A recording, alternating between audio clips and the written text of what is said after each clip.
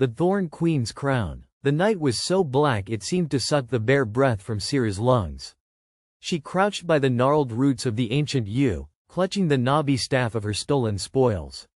The forest tomb lay hidden beneath twisting briars and moss, forgotten by road-weary travelers and even the whispering village children who dared not stray past sundown.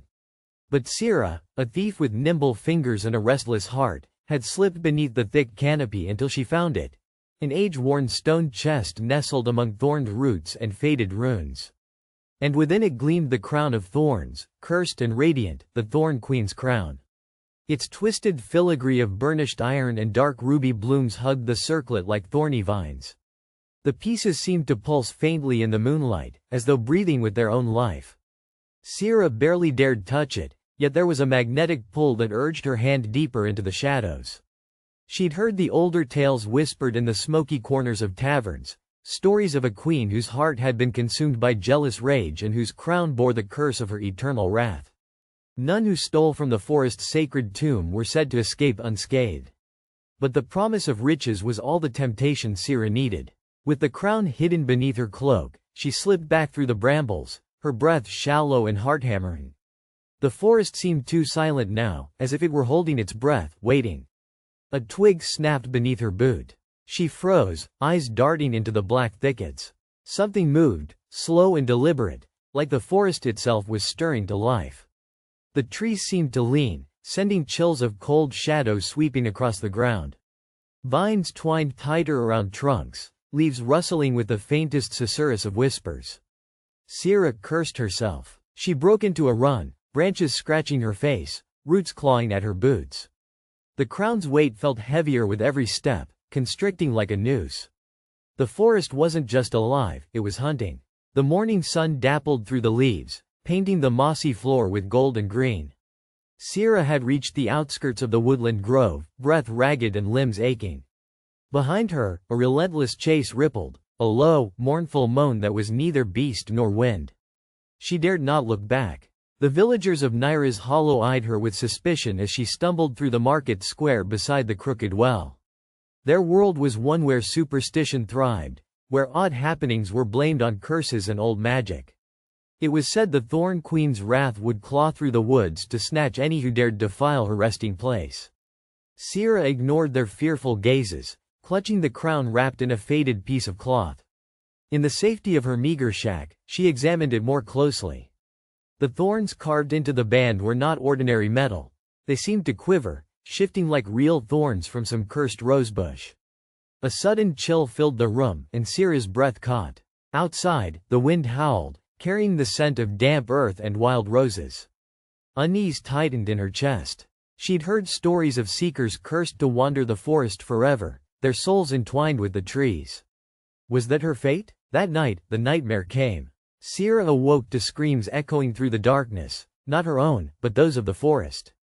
She leapt from her bed, flying to the window, and saw horror illuminated by a sickly green light.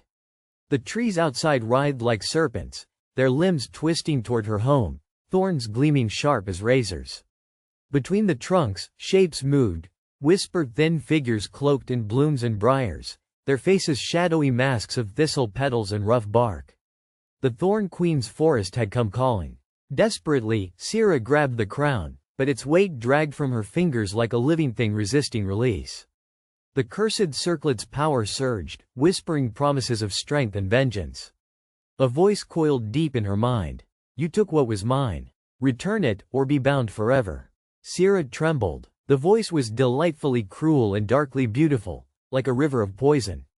The next day, she sought the gray-robed hermit who lived by the river's bend. Old Callan was said to have knowledge of the forest's ancient curses and magic beyond the common folk. Callan listened as Sira revealed the crown's theft and the forest's fury that pursued her. You have stolen the Thorn Queen's crown, he said, eyes clouded with sorrow. It binds life to pain and death. The forest loves her still, not as a kingdom, but as a twisted heart. She guards those thorns fiercely. Then how do I break the curse? Sira asked, desperation lacing her tone. How do I escape? Callan's fingers traced the patterns on the wooden staff beside him. You must enter the heart of the forest and make a choice. Return the crown and ask forgiveness, or be claimed. Claimed? Sierra whispered, the word tasting like ash. They say the Thorn Queen hunts for a new host, he answered grimly. One to wear the crown and bind the forest once more. If you refuse, the forest will become your prison. Determined but wary, Sierra ventured back into the forest at twilight's approach. The air thickened with magic and ancient grief as she wove between thick oaks and bramble walls. The crown weighed heavily beneath her cloak. Deeper she went, to a clearing ringed with massive thorny roses taller than any man. At its center, a stone pedestal rose, scarred by time but pulsing with faint power. Taking a deep breath, Sierra approached the pedestal and placed the crown gently atop it. As soon as she did, the thorns on the circlet burst into vivid blooms, glowing with a cruel light. A figure emerged from the thorned roses, a regal woman, her hair woven from twisted vines and roses, eyes like liquid emerald thorns. I am the Thorn Queen, she said, voice like rustling leaves and crackling branches. You have disturbed my rest. Why should I not claim your soul for my kingdom of thorns? Sierra met her gaze without flinching. Because I seek not to steal, but to understand. Your sorrow haunts this forest. Let me carry some of your burden instead of running from it. The Thorn Queen's eyes flickered with something ancient, rage, loneliness, maybe even hope. Then take this crown willingly, and be the Thorn Queen anew, protector and prisoner of the forest. Sierra hesitated. The price was terrible. But as she looked into the queen's gaze, she saw not a monster but a guardian weighed down by grief and rage. I accept, Sierra whispered. The roses bloomed wildly, wrapping around Sierra as thorny vines clothed her in living armor. The crown settled on her brow, no longer heavy but like a part of her flesh and bone. The forest sighed, alive and watching, at peace.